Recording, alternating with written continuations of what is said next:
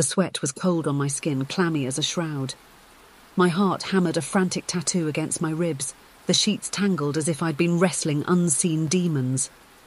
It was just a dream, I tried to tell myself. Just a dream. But the images lingered. The swirling mist, thick as a mourner's veil, clung to ancient trees. Their branches, skeletal fingers in the pale moonlight, clawed at an empty sky. In the heart of that desolate forest, a stone altar, stained and moss-covered, waited for me.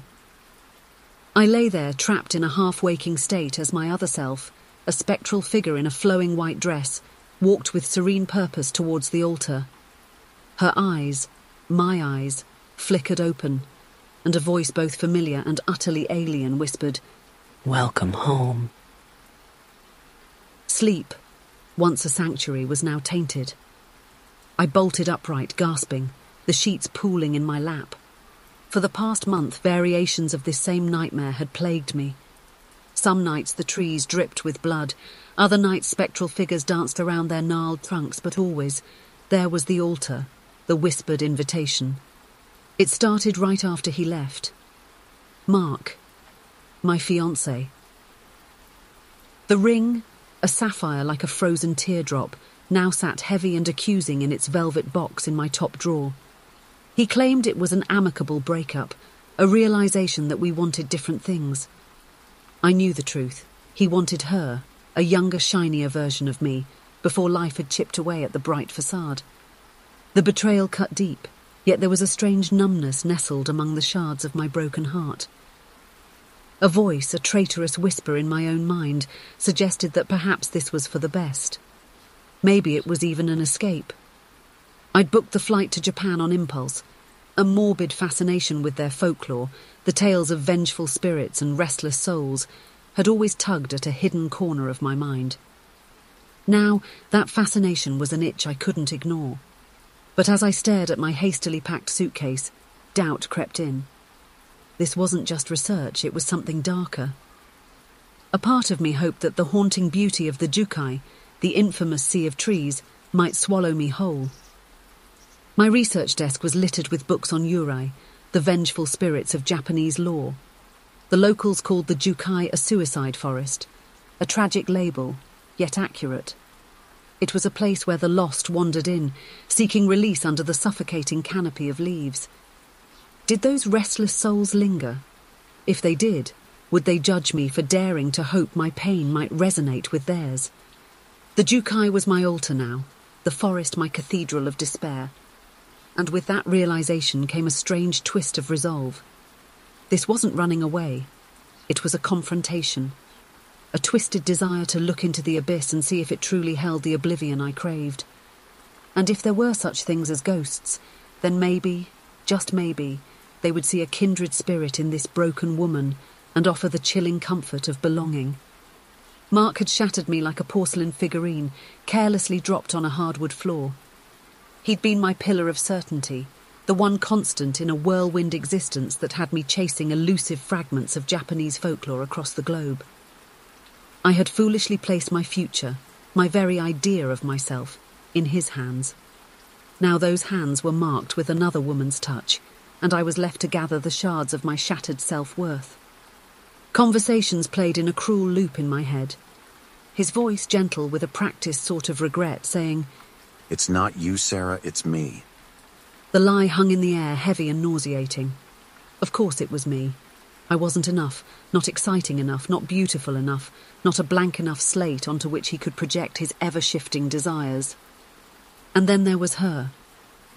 The image of them together, laughing casually in a cafe I used to frequent with Mark, seared itself into my mind. It was her vibrant energy, the easy smile that had captured him. She was the antithesis of me, a whirlwind where I was careful stone. The comparison stabbed deep, but worse was the flickering thought that echoed the Eerie tales I'd once only read about, that of the woman scorned, her fury transforming into something monstrous, something vengeful. With brutal honesty, I had to admit there was some truth in what Mark had said. He longed for adventure, spontaneity. My life, devoted to careful research and meticulously planned expeditions, held little allure anymore. The thought of unpacking ancient scrolls in a dusty library had been a comfort. Now it felt like a noose tightening around my neck. And so the Jukai echoed my internal storm. It was the opposite of everything safe, predictable, and known. Locals claimed the forest had a presence, a heaviness. They said it warped your mind, twisted your thoughts, even swallowed your very soul. Yet it called to me, a siren song promising an end to the dull ache of existence, a possible oblivion after months of frantic clawing and grasping at normalcy. The rational researcher part of me knew it was foolish. There were no ghosts waiting, just despair amplified by the oppressive silence and labyrinthine layout of the forest. It was a recipe for getting lost, physically and mentally. But I was already lost. Mark had seen to that. So when a flicker of perverse hope sparked as I thought of the Jukai, I didn't extinguish it. Perhaps those who succumbed to the forest's embrace weren't misguided, but simply succumbing to a truth I had been trying to deny. That sometimes the pain of being alive outweighed the fear of what might lie beyond. The chilling legends of the Jukai started to feel less like warnings and more like invitations. I just hoped that if the forest did harbour restless spirits, they weren't the judgmental sort. The plane touched down in Narita with a bone-jarring thud, jolting me back to a semblance of reality. Tokyo, a blur of neon lights and towering buildings, was a stark contrast to the quiet desperation that had gnawed at me for weeks. It felt like a bridge, a temporary respite before the final plunge. 2 bullet trains and a bumpy bus ride later, I found myself in a small, unassuming town nestled at the foot of Mount Fuji. The majestic peak, its snow-capped summit shrouded in wispy clouds, was both awe-inspiring and a stark reminder of my own fractured path. Here, the Jukai loomed large, a dark stain against the horizon. I checked into a small ryokan, a traditional Japanese inn, its paper walls adorned with delicate ink paintings of bamboo forests and serene geishas. The air held the comforting scent of tatami mats and green tea. Yet a disquiet simmered beneath the surface. The innkeeper, a kindly woman with eyes that held a lifetime of unspoken stories, greeted me with a warm smile and a bow. "Welcome to Fujino," she said in halting English. "You are here for pleasure." Her smile faltered slightly, a flicker of concern crossing her features. "Research," I said, forcing a smile of my own. "I'm studying Japanese folklore." Her gaze shifted towards the window where the Jukai sprawled like a malevolent entity. "A fascinating subject," she said, her voice a touch too quiet. "But some stories are best left undisturbed." The next morning I ventured into the town, my backpack laden with research materials and a camera hanging from my shoulder. The locals eyed me with a mix of curiosity and something akin to pity. An older woman with weathered hands buying vegetables at a tiny market stopped to chat. Her English was limited, but her gestures were clear. She pointed at the distant forest, then shook her head vehemently, her eyes filled with concern. It was a simple message, delivered with a depth of emotion that transcended language. A group of young men, their faces flushed with sake, exchanged boisterous greetings with me at a bustling ramen shop. When I mentioned the Jukai, their laughter stopped abruptly. They leaned in, their voices hushed. "Lost souls," one whispered, his eyes wide. "They say the forest calls to the broken-hearted." Their words were unsettling, yet oddly comforting. Perhaps they saw a reflection of their own fleeting sorrows in my eyes. Despite their warnings, the fear I felt was a dull ache compared to the gnawing emptiness within. The locals' concern was a counterpoint to the twisted desire coiling in my gut, a morbid hope that the Jukai would either swallow me whole or provide some long-forgotten answer. My research fueled a flicker of skepticism. The Jukai's history was tragic, yes, but not necessarily supernatural. The dense canopy and lack of sunlight created a disorienting environment, perfect for losing oneself, both physically and mentally. It was fertile ground for despair, which in turn likely led to the many suicides that claimed lives within its depths. But was that all? Part of me, the rational researcher, clung to this explanation. But another darker part couldn't shake the feeling that the forest held something more, something unseen, something that resonated with the tempest brewing within me. I spent the next few days exploring the town, immersing myself in the local culture. I visited ancient shrines, their red gates like portals to a forgotten past. I sat with wizened old men in tea houses, listening to their stories of mountain spirits and mischievous foxes. These tales, steeped in rich folklore, served as another layer in my burgeoning fascination with the unseen world, and with the Jukai itself. However, as much as I tried to blend in, I remained an outsider, a conduit for a foreign energy. Every worried glance, every whispered warning chipped away at my carefully constructed armour of indifference. Perhaps the Jukai didn't need vengeful spirits to claim its victims. Perhaps the weight of its tragic history and the sheer oppressive aura that clung to it were enough. Yet the thought only fueled my resolve. This wasn't just research anymore. It was a pilgrimage, a journey into the heart of darkness, both within myself and within the forest itself. Fear warred with a twisted sense of anticipation. Maybe the whispers the locals warned of wouldn't be voices of judgment, but whispers of solace, a morbid symphony in a key only the restless souls of the Jukai truly understood. The day I ventured into the Jukai was unnaturally cool, a layer of grey cloud obscuring the sun. The trees stood like silent sentinels, their branches skeletal against the overcast sky. Taking a shaky breath, I stepped across the invisible boundary, and instantly the world changed. Silence descended, not a gentle quiet, but a heavy, suffocating blanket. No birdsong, no rustling of small creatures, nothing but the soft thud of my footsteps on the moss-carpeted ground. The sunlight struggled to penetrate the dense canopy overhead, casting long, grotesque shadows that danced and morphed at the edge of my vision. A feeling of being watched prickled the back of my neck. Eyes in the trees, the locals had warned. They might not have been wrong. Animals, most likely, hidden by the foliage, or perhaps merely a trick of light and my own frayed nerves. Still, I shivered, a primal fear stirring deep within me. My research notes rattled around in my head. Sea of Trees was a fitting name. The forest sprawled across ancient lava beds from Mount Fuji's last major eruption. Porous volcanic rock, absorbing sound like a thirsty sponge, scientists had theorized. But theory was one thing. Experiencing this unnatural hush was quite another. It felt wrong, like the world itself was holding its breath. After what felt like hours of navigating the dimly lit maze, I stumbled upon a small clearing. Just outside it, a lone Jizo statue stood, its rounded stone face worn smooth by time and the elements. These statues, protectors of travellers and guardians of lost children, were a common sight in Japan, yet here, in the shadow of the Jukai, it took on a different meaning. A knot formed in my stomach. Superstition, something I prided myself in being above, rose unbidden. An offering? A plea for safe passage? My fingers twitched toward my bag, where a granola bar and a small bottle of water were my only potential sacrifices. But skepticism, as old and ingrained as fear itself, tightened my grip. This was just a statue, a symbol, not a gateway to the spirit world. Pressing that thought forward as a shield, I pushed deeper into the forest. After another stretch of unnerving silence, my heart jolted as I spotted it. A discarded backpack, its contents spilled haphazardly onto the ground. Nearby, half hidden by leaves, were a pair of mud-stained hiking boots.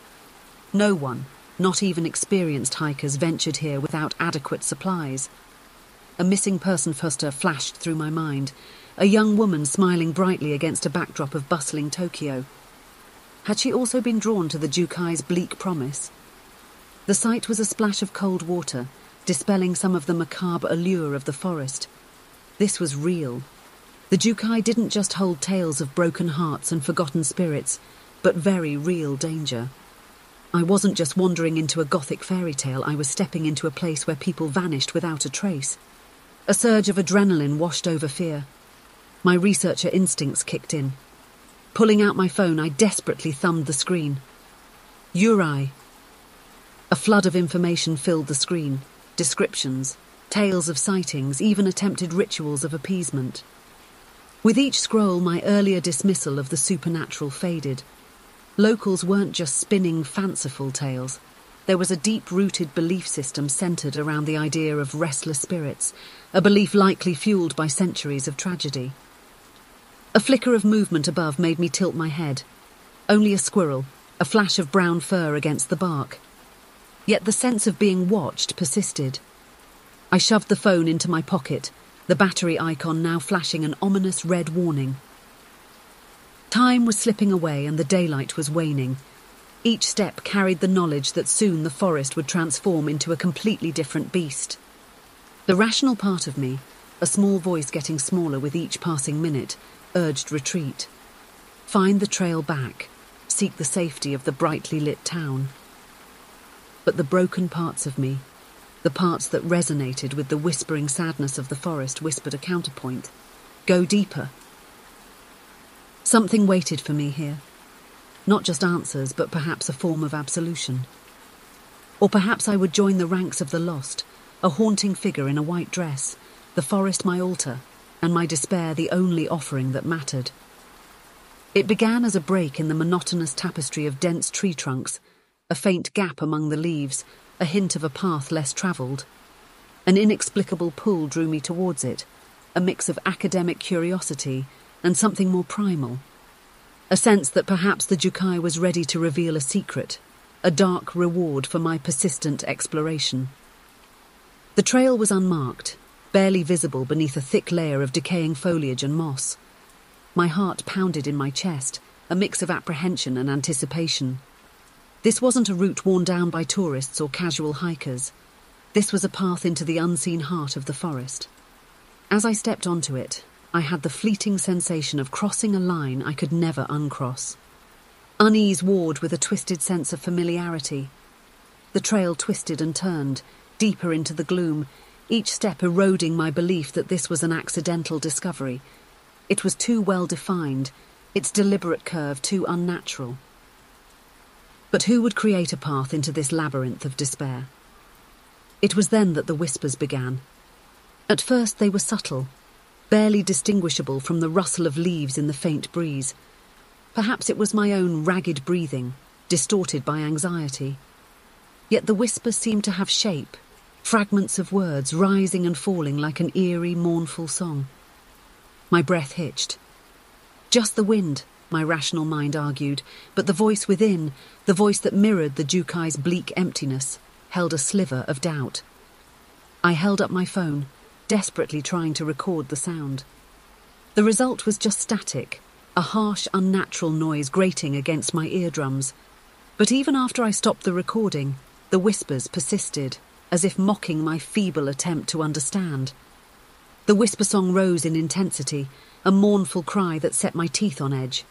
Japanese words, fragmented and guttural, filtered through, their meaning lost, yet the emotion behind them was clear. Utter despair, chilling loneliness, a sorrow so profound it seemed to hang in the air itself. Was this the voice of the Eerie? The chilling tales surged into my mind. Women clad in white, their spirits bound to the places where their hearts broke, their cries a siren song to the living. But this sound was more primal, more visceral, as if the forest itself held this sorrow, as if it had absorbed the pain of countless lost souls until it seeped from the very earth. My vision swam. The trees twisted in the growing gloom, their branches reaching like skeletal arms, the path blurring in and out of focus. Had I been walking in a straight line, or in a dizzying circle? The trail that had seemed so eerily intentional now felt like an illusion, a trap for the unwary. Panic swelled, a rising tide threatening to drown all reason. This was more than a haunted forest. It was a living, breathing entity, twisting my thoughts and perceptions. Survival instincts screamed at me to retreat, to fight this unnatural disorientation. But the whispers had become louder, clearer. Betrayal. Lost. Alone. The words echoed my own despair, the ache I carried from Mark. It was both unsettling and strangely comforting, like a grotesque form of validation. This was what I had sought. A confrontation not just with my own demons, but something far older, far less tangible. Perhaps a twisted form of enlightenment awaited in the heart of this darkness. Or perhaps madness. The line between the two blurred and a sliver of fear pierced through the daze. Had I ventured beyond the point of return? With a final glance at the fading sunlight filtering through the impossibly dense canopy, I pushed further into the depths. The whispers grew louder, an unending lament. The path, while confusing and disorienting, was undeniable. It was leading me somewhere. The whispers morphed into a symphony of despair. Each rustle of leaves, each groan of a tortured branch, seemed to add another instrument to the macabre orchestra. The path, once barely visible, appeared to solidify, leading further into the oppressive darkness. My legs ached, my breath rasped in my throat, but a strange sense of compulsion propelled me forward. Then abruptly the trees thinned. Sunlight, fractured and weak, managed to pierce the canopy, illuminating a clearing. And in its centre, a scene that sent a jolt of terror through me. The remnants of a makeshift campsite lay scattered on the patchy grass. A tent, its once vibrant colour faded to a sickly yellow, gaped open like a wounded animal. A crumpled backpack lay beside it, its contents spilling out.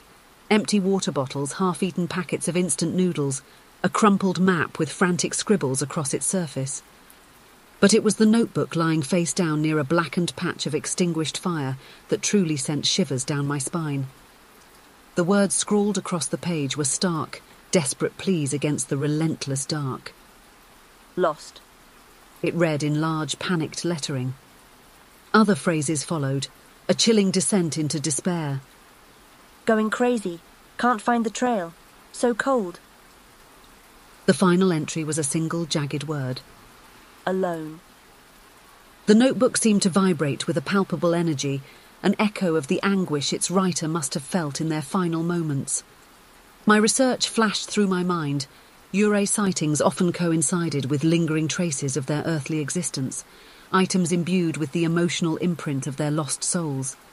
Here, in this desolate clearing, was physical proof, not of ghostly apparitions, but of a very real human tragedy. A cold fist of dread clenched around my heart. This could be my future, scrawled across a crumpled page years from now, a chilling testament to my own desperate journey. The kinship I felt with this unknown person, the recognition of shared sorrow, was terrifying. But amidst the fear, a flicker of morbid curiosity sparked. Who had written this desperate plea? Was it a lone hiker, lost and driven mad by the oppressive atmosphere of the Jukai? Or was it someone who, like me, had been drawn by a darker force, by the very whispers I was now hearing? I knelt down, gingerly picking up the notebook. As I flipped through the pages, the ink smudged, the frantic entries a poignant record of a crumbling psyche. A page fluttered open, revealing a faded photograph tucked inside. A young woman with bright eyes and an infectious smile stared back at me. The caption on the back, barely legible, read, To remind me of what I'm fighting for. A wave of guilt washed over me. This wasn't just a story in a research paper, a fleeting ghost story to chill campfire audiences. This was someone's life, their struggle for survival. And the forest, the Jukai, seemed to revel in their despair, amplifying it, twisting it into the very whispers that now echoed around me. Anger, a spark of defiance, flickered within me. I wouldn't let this forest, this breeding ground of sorrow, consume me. I wouldn't become another entry in someone else's notebook, a cautionary tale of a broken heart swallowed by the darkness. Clutching the notebook, I stood up, the weight of the woman's tragedy pressing down on me. There was no turning back now. The forest had spoken, or rather, the accumulated sorrow of those who had succumbed to it had spoken. And while the whispers still resonated, a new voice, hoarse but determined, rose within me. I would find my way out. I would not be another victim of the Jukai. But a question gnawed at me. Was I strong enough to resist the darkness, or would it consume me in the end, adding my silent lament to the symphony of despair? Twilight descended like a suffocating cloak. The trees warped and twisted, their branches stretching like skeletal claws towards the fading light. The whispers intensified, 1,000 voices whispering my name, mocking me, promising a release from the pain that had driven me here. Yet, beneath the overwhelming fear, the spark of defiance still flickered within me, fueled by the image of the woman in the notebook and the stark honesty of her scrawled pleas. With trembling hands, I gathered what fallen wood I could find, the dampness making the task far harder. The forest floor was oddly soft, each step sinking into the decaying leaves. This place, it wasn't just silent, it absorbed all sound, all trace of my frantic movement. I was disappearing within its depths. Finally, a pathetic pile of twigs and damp branches lay at my feet. Striking the lighter was a struggle, my fingers numb with a combination of cold and fear. A tiny flame sparked, a feeble point of light amidst the all-encompassing gloom. It was a pitifully small comfort, yet I clung to it, desperately feeding it twigs and leaves, anything that gave the illusion I could stave off the darkness. The fire hissed and crackled, the sparks dancing like malevolent eyes in the growing gloom. Each flicker of light threw grotesque shadows against the trees, transforming them into monstrous figures, their gnarled roots like writhing tentacles reaching towards me. My mind raced, playing cruel tricks, seeing faces in the bark, spectral figures materializing from the dense twilight. The whispers evolved, taking on a harsher, almost mocking tone. They slithered around me, echoing my deepest fears, my darkest self-doubt. It wasn't just the loneliness or the terror of being lost. It was the echoes of Mark's voice, the whispers of her, twisting into venomous echoes within my head. They were right. The voices in the forest seemed to sneer, I was weak, unworthy of love, doomed to eternal solitude. Something snapped within me. A surge of rage, not directed at the unseen voices whispering on the breeze, but at my own fragility. I wouldn't let them, or the forest, claim this final victory. I was more than my broken heart, more than the twisted, reflected pain the Jukai aimed at my soul. Clutching a broken branch, I stood and faced the mocking shadows, firelight throwing its erratic glow across my face. "Stop it!" My voice cracked, hoarse and weak against the whispers, but filled with stubborn defiance. "I won't listen." Silence. Not the true silence of nature, but a charged pause, a shift in the currents of the unseen. The whispers dimmed, the menacing shadows faded, retreating into the depths of the twilight.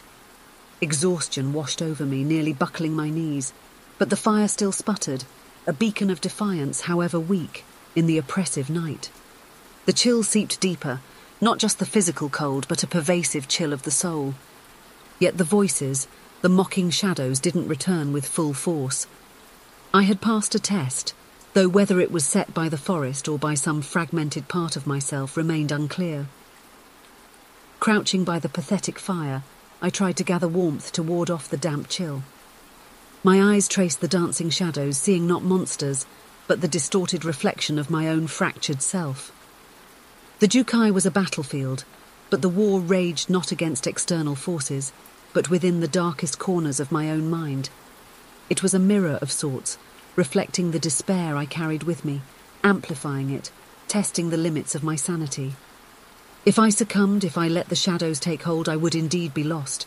A fading entry in someone's discovered notebook, a tragic, cautionary tale. But that wouldn't happen. The image of the smiling woman in the notebook flashed through my mind. I would find my way out, carrying her memory with me. I would survive this ordeal. But what kind of survivor I would emerge as, that remained to be seen. A flicker of movement in the corner of my vision made my heart stutter. It wasn't a monstrous shadow, but a small, pale shape weaving through the trees. A flicker of hope. Could it be an animal? A possible source of food or warmth? Carefully, trying not to make a sound, I crouched low, holding my breath. As it approached, my hope withered. Not an animal, but a wisp of tattered white fabric caught on a branch. Another remnant, another echo of past tragedies. It wasn't salvation. The Jukai was not about to provide any answers, any easy escapes, only the grim reality of its endless sorrow. Sleep, when it finally came, offered no respite. It was a tortured, feverish haze filled with spectral figures in white, their voices a chorus of misery echoing my own. Just as I would sink into the deceptive comfort of oblivion, a scream would jolt me awake. Whose scream I couldn't tell, mine or another echo of a past forgotten tragedy. A sound pierced the night, cutting through the remnants of a nightmare. Not a scream, but a moan, guttural sound filled with such unfathomable sorrow, it sent a fresh wave of terror coursing through me. The fire had dwindled to glowing embers, casting the clearing in an eerie, flickering light. My heart jackhammering against my ribs, I forced myself to sit up. There. A flicker of white between the skeletal trunks. My body tensed, poised to run, but a morbid curiosity held me fast. This was what I came for, wasn't it? A confrontation with whatever lurked in the heart of darkness, both in the forest and within myself. The moan echoed again, mournful and despairing. Slowly a figure materialized from the gloom. My breath hitched. Not a figment of my tortured mind, not a trick of light and shadow. She was real. A woman, her long black hair loose around her shoulders, materialized from the gloom. Her once white kimono hung in tatters, stained by the damp forest floor and the relentless passage of time. Her face, pale as moonlight, was a mask of utter desolation, her eyes hollow and empty of anything but pain. The Eerie. My mind, normally so quick to rationalize, to explain, sputtered to a halt. This was beyond the scope of logic, beyond my carefully constructed worldview. Yet here she was, a tangible manifestation of all the haunting tales, a stark reminder that some realms existed beyond the realm of cold, hard facts. She reached out, her touch as insubstantial as mist. Yet a jolt of icy cold shot through me as her spectral fingers grazed my cheek. It was the cold of despair, a cold that seeped past the physical, directly into the desolate corners of my soul. Fragments of words, harsh and guttural, fell from her lips. I didn't understand the Japanese, yet her sorrow washed over me in waves, threatening to drown me in its depths. A story unfolded, whispered on the icy night air. A love lost, a betrayal so deep it broke her very soul, a life consumed by the same suffocating loneliness that had driven me here. Her eyes, once empty, locked with mine. A spark of recognition flickered within their depths. She saw me. Not just a lost soul wandering the Jukai, but a kindred spirit, touched by the same chilling brush of despair. The air between us crackled with a strange energy. Was it fear, or was there a twisted sort of understanding passing between us? My voice, hoarse from disuse, cracked the silence. I didn't know if she could understand my words, if the language barrier bridged the chasm between the living and the unliving, but I had to speak. They were wrong, I rasped. The whispers, the warnings. It wasn't about danger, but about shared despair. It was like she was holding up a mirror to my own soul, letting me see the darkness that lay dormant within, ready to consume me should I allow it. But I wouldn't allow it. Images flooded my mind. The bright, open smile of the woman in the notebook, moments of stolen laughter with friends back home, even fragments of happiness from a time before the betrayal. These flickers of light, however small, were the weapons I would wield against the despair. With trembling fingers, I reached into my backpack. The granola bar was a pathetic offering, yet it represented sustenance, a tiny affirmation of life. I held it out, a silent plea to the broken figure before me. Here, my voice barely above a whisper. This is the world. Light. Joy. The Eerie didn't take it. She stared at the granola bar, as if trying to comprehend a concept long forgotten. Confusion flickered across her spectral face, the first emotion besides sorrow that I had witnessed. It was a flicker, a small disruption in the oppressive blanket of despair. Yet it was enough. A change rippled through the clearing. The Eerie's despair, once a crushing force, wavered. In her spectral eyes, there was now a flicker of something new. Yearning. The air itself held a charged silence, a pregnant pause where the overwhelming sorrow seemed to dissipate. I took a tentative step forward, drawn by the shift in her, by the possibility, however remote, that a bridge might be formed between our realms. Trey, she breathed, her voice like wind sighing through dead leaves. The word hung heavy in the clearing, echoing my own pain. It was a thread connecting us, thin and fragile, yet undeniable. Yes, I replied. The word a painful admission, wrenched from my throat. The fire behind me threw my shadow forward, a stark silhouette of my broken self against the spectral beauty of the woman before me. Her gaze fell upon the fire's dying embers.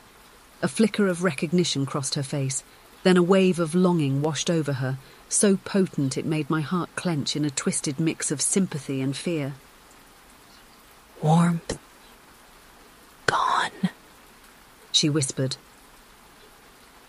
The Eerie was more than just a spirit, more than an echo of sorrow. She was a being trapped between worlds, anchored to this place of despair, unable to move on. Yet the fire, that pitiful symbol of defiance and fleeting warmth, had sparked a memory, a reminder of life. Her pleas took a different turn. Join me. Peace. Her voice, filled with a chilling longing, was a siren call, promising release from the suffocating burden of living. Her words struck a chord deep within me. For hadn't I come here seeking something similar? An escape, an oblivion to ease the gaping wound Mark had left behind.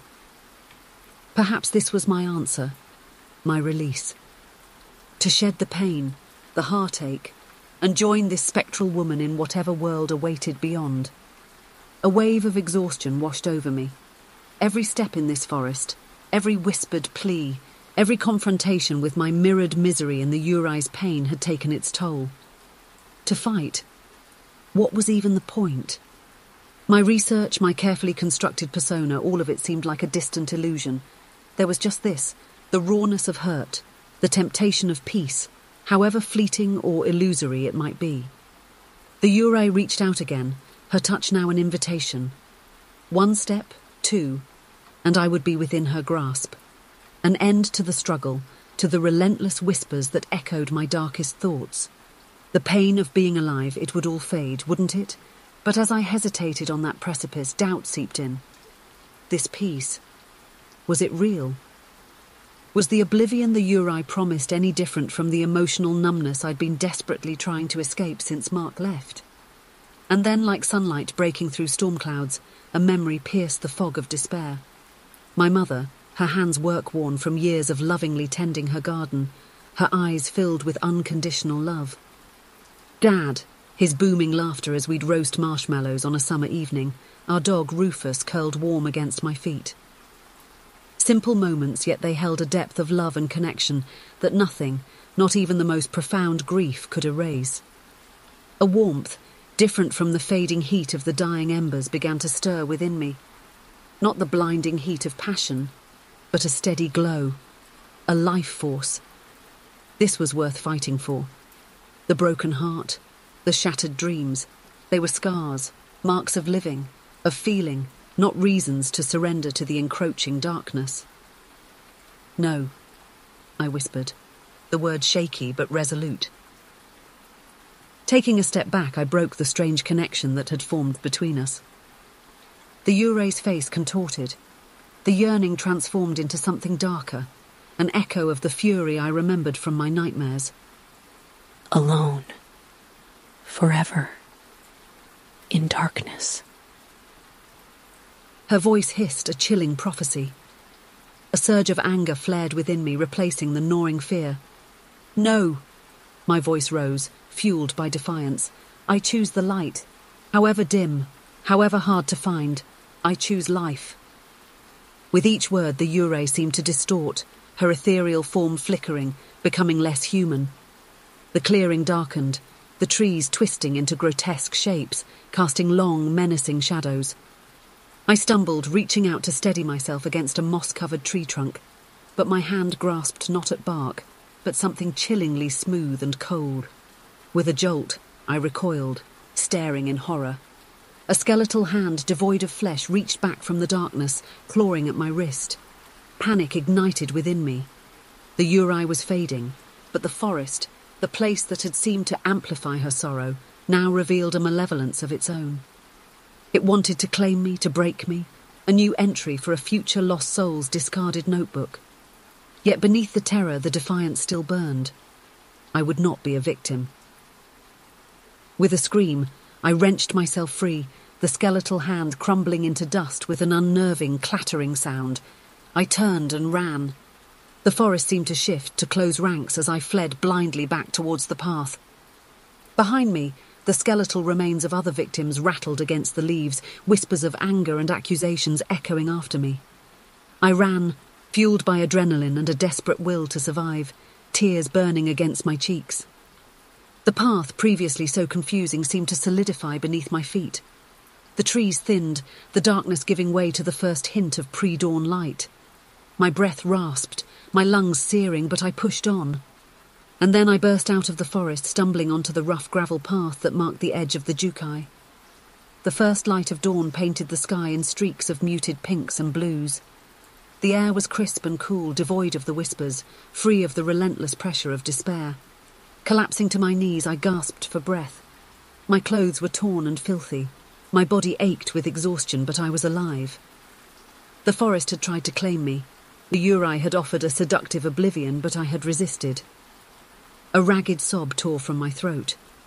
It was a victory cry, yes, but tinged with the overwhelming exhaustion of the ordeal and the lingering sting of fear. The forest stretched behind me, a malevolent dark stain beneath the gentle sunrise. The whispers had faded, but the echo of them lingered, a ghostly taunt against my eardrums. As the light grew stronger, I sat back on my heels, taking tentative breaths, trying to regain a semblance of control. My hands were shaking so violently that the granola bar I clutched threatened to tumble to the ground. Yet with fumbling fingers I tore open the wrapper, the simple act somehow grounding. It was a reminder that I was back in the realm of the living, where physical needs still held sway. The first bite tasted of bitter triumph. It was a small victory, one I desperately needed after the encounter with the Eerie and the nightmarish spectre of skeletal hands reaching from the unforgiving earth. The forest had failed. It hadn't broken me, it hadn't extinguished the flickering flame of life within me. But how? What had made me strong enough to resist? Despair warred with a newfound sense of resolve. The answer didn't lie in any grand theory of the supernatural or my years of carefully organised research, but in something far more raw. As the last of the granola bar crumbled on my tongue, the image of Mark rose unbidden to the forefront of my mind. But this time, the ache wasn't paralysing. It ignited a fierce anger. He had betrayed me, yes, but I wouldn't let his actions dictate the rest of my existence. The Jukai hadn't seduced me with oblivion. It had forced me to look at the darkness festering within and make a choice, and I had chosen to fight. With a surge of defiance I stood. It was a wobbly, uneven stand, but it was defiant nonetheless. I will not give up. The words echoed strangely in the empty dawn stillness, but they were a vow I made to myself and to the spectral figure of the Eerie, who I now realised was as much a victim of this place as she was its inhabitant. The forest remained silent, yet something shifted in the air. A coolness, a light breeze that rustled the leaves. It wasn't the harsh, unnatural draughts that had accompanied the Eerie's despair, but a gentle breeze, almost comforting. As if the forest itself, a twisted entity of intertwined roots and branches, had responded in some small way to my act of defiance. "You wanted my despair," I said, projecting my voice slightly into the gloom. It failed. More silence. But this time the whisper song didn't resume. The weight of sorrow still lingered, an oppressive layer woven into the very being of this place, but now there was something else. A spark of... was it acknowledgement? Respect? Or was I merely projecting my own desperate need for something resembling a victory onto the unknowable? Another wave of exhaustion hit. Leaving the Eerie and her silent sorrow behind, I staggered towards the town, the rising sun my compass. Yet I couldn't bring myself to simply run. With each step, a fragmented sort of clarity began to emerge. It wasn't the neat clarity of research notes or theories, but a messy, raw understanding of the true strength I carried within. My shattered heart had led me to the Jukai, seeking solace in the amplified echoes of my own despair. But the forest, the place of sorrow, had done something unexpected. It wasn't a soothing balm. It was an abrasive force scouring away the layers of self-delusion until only the rawest sense of self remained, hurt, broken, but fundamentally alive. And amidst the pain, fleeting images flickered in my mind. Sunrises reflected in my mother's eyes as she watered her roses, the taste of salted caramel ice cream on a sweltering summer day, my students' faces lighting up with the spark of understanding after a particularly grueling lecture on Japanese poetry. These weren't monumental memories, but fragments of joy.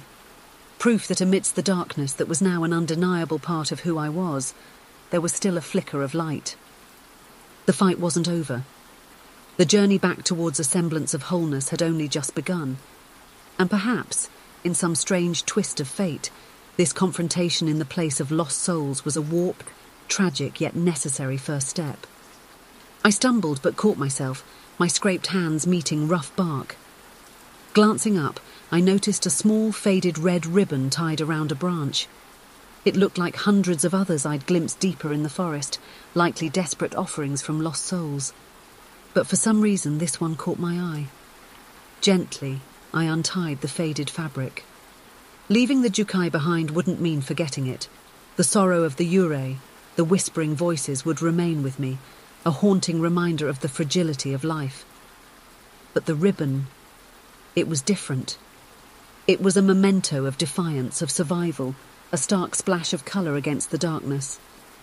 Tucking it into my pocket, I turned my back on the forest, not with a conqueror's stride, but with the cautious steps of a wounded survivor. The town loomed ahead, a promise of warmth, food, and a connection to the familiar rhythms of a world untouched by the forest's spectral embrace. Yet, I wasn't the same woman who had ventured into the gloom-shrouded depths of the Jukai. I was stronger. My legs protested with each step. Every muscle ached, my body a testament to the ordeal I had endured. Yet, with every faltering stride away from the forest, the physical pain was replaced by a dull, throbbing ache, a far more insidious kind.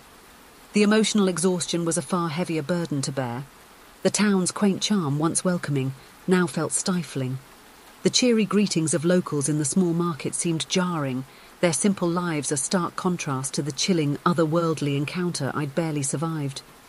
Each wary glance cast my way reopened the wounds. They saw the remnants of the ordeal, the dirt, the tear-streaked face, the haunted emptiness in my eyes. Yet, they could never truly understand, never grasp the echoes of the Eurie's despair that lingered within me. I stumbled into the ryokan, my arrival barely causing a ripple in the tranquil quiet of the place. The kindly innkeeper rushed forward, her voice filled with concern. It took a monumental effort to force a weak smile, to offer vague explanations, a research trip, a fall in the forest, simple exhaustion after an overly enthusiastic start to the day. The lies felt heavy, not out of malice, but from the overwhelming awareness that the truth would only earn me worried glances and hushed whispers. My room, once a haven, felt confining. I collapsed onto the futon, the soft cotton providing little comfort against the relentless churn of my thoughts. The Eurie's face, the chilling touch of the skeletal hand, Mark's name, my mother's laugh. These fragmented echoes wouldn't grant me peace. Sleep, even the merciful blankness of unconsciousness, evaded me. The only way through was forward. With trembling hands, I reached for my notebook, its pristine pages a stark contrast to my grimy state. The words began to flow, an unfiltered stream of consciousness, a reckoning of sorts. I wrote of the Eerie, her spectral sorrow mirroring my own. I wrote of the forest, its relentless attack on my sanity. And finally, I wrote of Mark. But this time there was a shift. The words weren't fueled by rage or a lingering, pathetic hope for reconciliation. It looked more like acceptance, however bitter, and oddly, a flicker of gratitude. His betrayal had set me on this path, a dark and painful journey that had chipped away the illusions I lived by. The pain of those memories wasn't gone, but strangely muted, transformed. They existed not as anchors to drown me, but as fragments of a past that had shaped me. They were woven into my story, the scars proof that I had lived through it and was still standing, however precariously. As dusk settled over the town, a strange sense of resolve washed over me.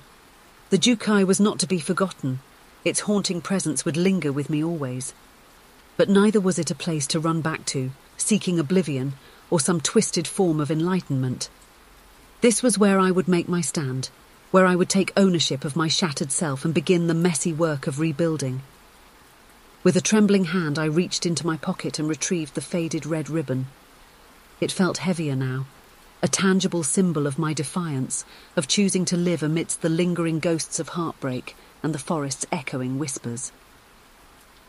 Perhaps it was foolish to think of it as a talisman of sorts, yet holding it somehow steadied me. Standing, I walked towards the open window overlooking the town and the shadowed slopes of Mount Fuji beyond. The air was crisp, the last of the daylight clinging to the horizon. The forest lay shrouded in twilight, a dark, menacing presence in the distance. I squared my shoulders, facing its unyielding darkness. "Mark," I whispered. It wasn't a plea for his return, nor was it a curse. It was an acknowledgement of the past and a fierce determination to create a future where his actions weren't the defining narrative of my life. Silence answered me at first. Only the rustling of leaves in the distant wind, the echo of forgotten voices whispering my name. But as the light faded further, a change swept through the air.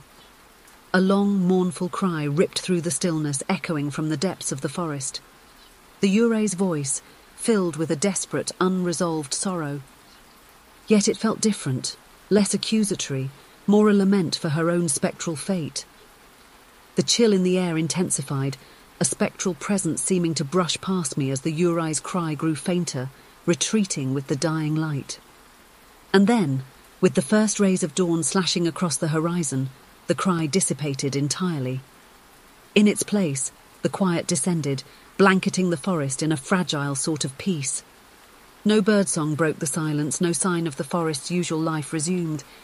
It was as if the encounter had exhausted something in the very being of the place, allowing for a brief reprieve.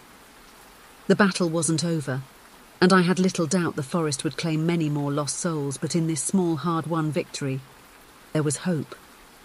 The hope wasn't of a fairy tale life or of a complete erasure of pain. It was a different kind of hope, quieter, more grounded. It was the hope of survival, the knowledge I had stared into the heart of darkness, both in the depths of the Jukai and within my own soul, and I had not been consumed.